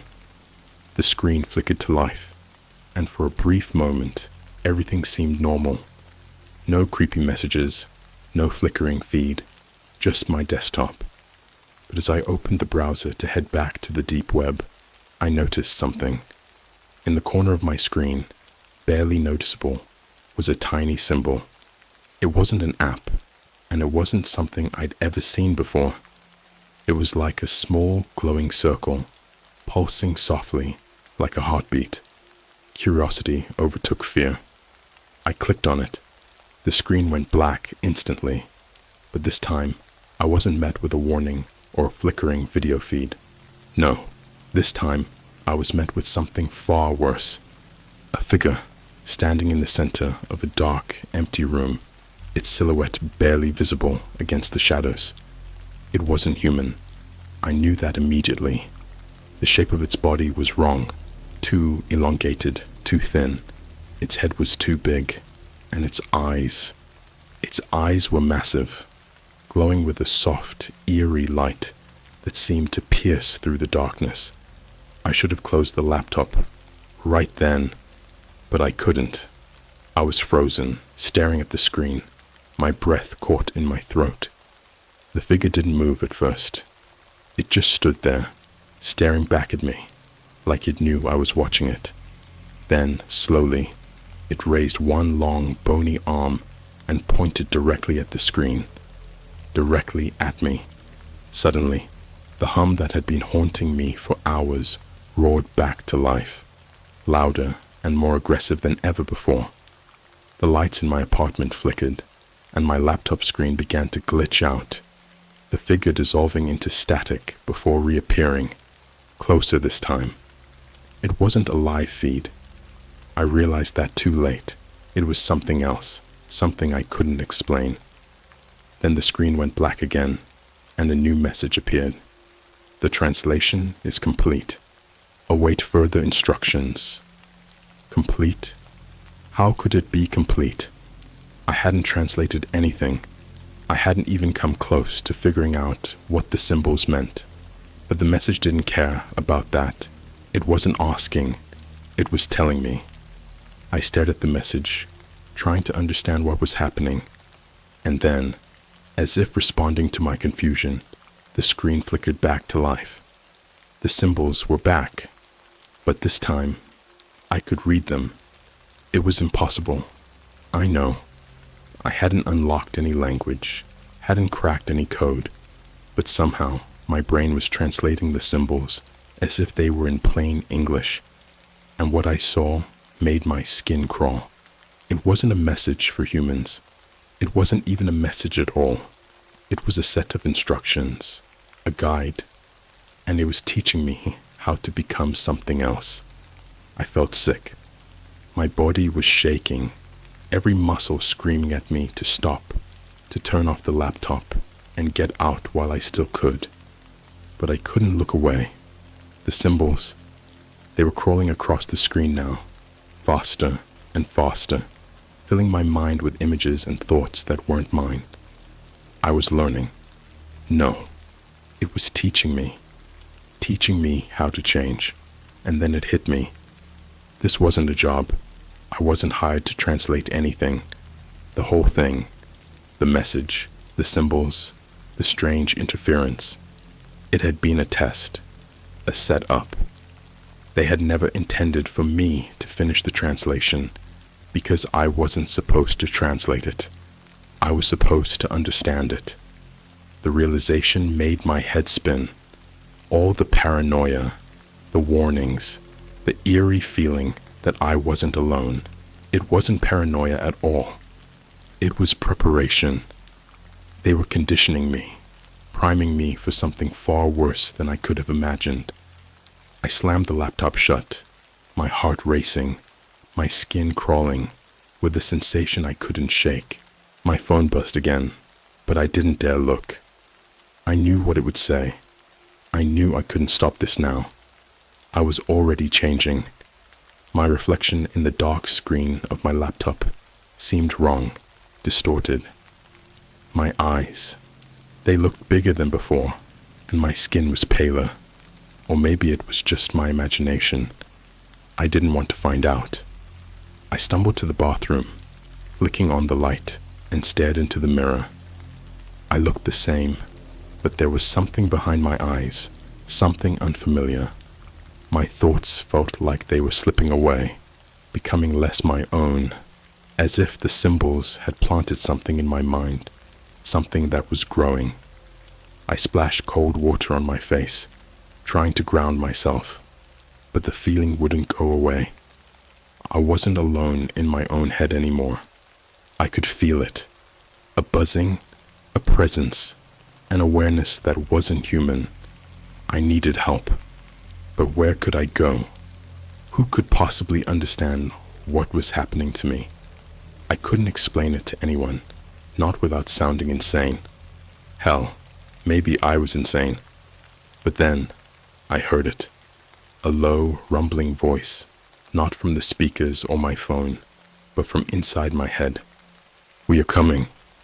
The voice echoed in my head, low and resonant, like it was vibrating through my bones. I stumbled back from the mirror, my heart slamming against my ribs, struggling to catch my breath. My own reflection seemed to shift, the edges of my face blurring, warping into something that wasn't me. I blinked, hoping the image would snap back to normal, but it didn't. It was like my mind was unraveling, the boundary between what was real and what wasn't collapsing. I could feel something, someone, trying to take over. The symbols had done something to me, changed something deep inside, and now there was no escaping it. I had to get out of my apartment. Maybe if I could put some distance between me and whatever this thing was, I'd be able to think straight, to fight it. But as I reached for the door, my phone buzzed again. I didn't want to look at it, but some part of me already knew what it would say. I unlocked the screen, and there it was. It's too late. Suddenly, the lights in my apartment flickered again, just like before. But this time, it wasn't just a glitch. The whole room seemed to dim, the shadows stretching across the walls like they were alive, writhing and twisting in ways that made my stomach churn. The air was thick, almost suffocating, and the hum from my laptop had grown into a deep, oppressive vibration that I could feel in my chest. And then I heard it, a soft tapping. I froze, my hand still on the doorknob. The sound was faint at first, like something lightly brushing against the window, but it quickly grew louder, more insistent, like nails scraping against the glass. I didn't want to look. Every instinct in my body was screaming at me to run, to hide, but my legs wouldn't move. Slowly, I turned my head towards the window, the tapping growing louder and more frantic with each passing second. At first, I didn't see anything, just the darkened street outside, the faint glow of streetlights casting eerie shadows on the pavement.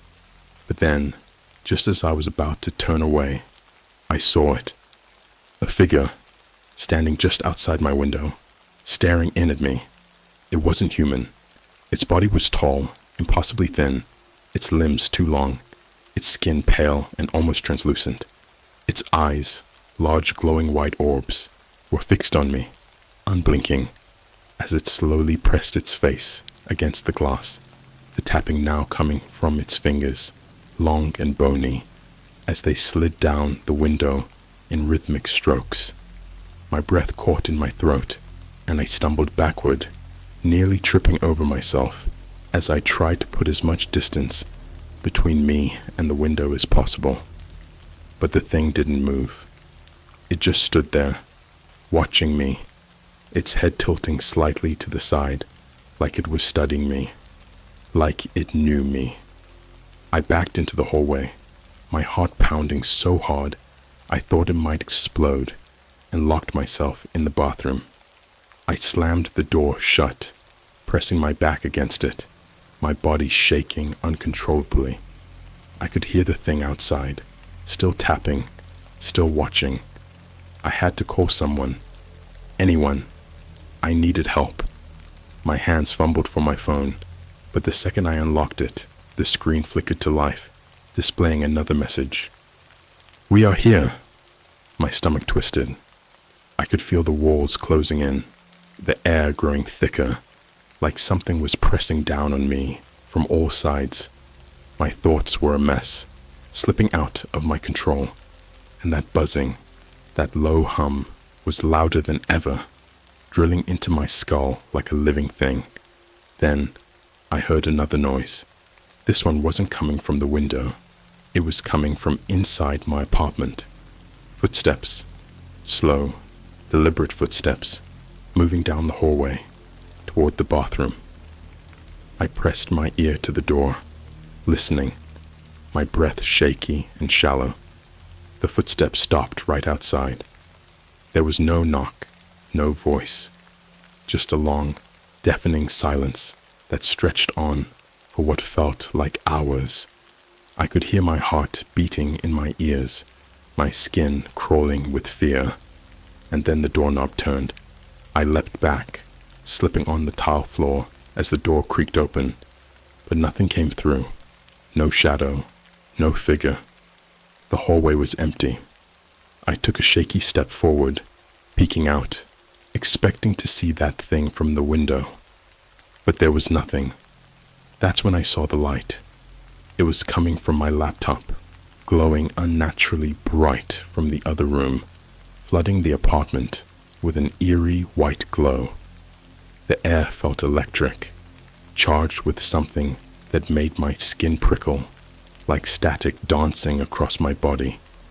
I didn't want to go back to the laptop, but it was like I had no choice. Something was pulling me toward it.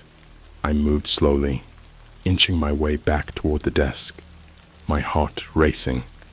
The light was blinding now, filling the room, pulsating with an almost hypnotic rhythm.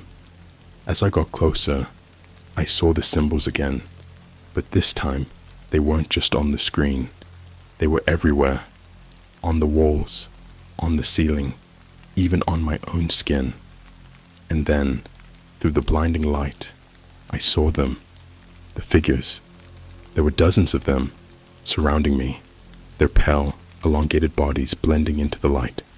Their eyes, those large, glowing white orbs, were all fixed on me, unblinking, unfeeling. They didn't move, didn't speak.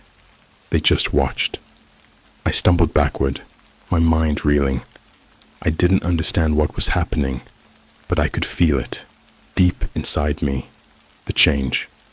The symbols weren't just instructions anymore. They were part of me. They were rewriting me, transforming me into something else. And that's when I finally realized what the message had been all along. It wasn't meant for humans. It was meant for me. I was the message. The figures moved closer, surrounding me, their presence overwhelming, suffocating.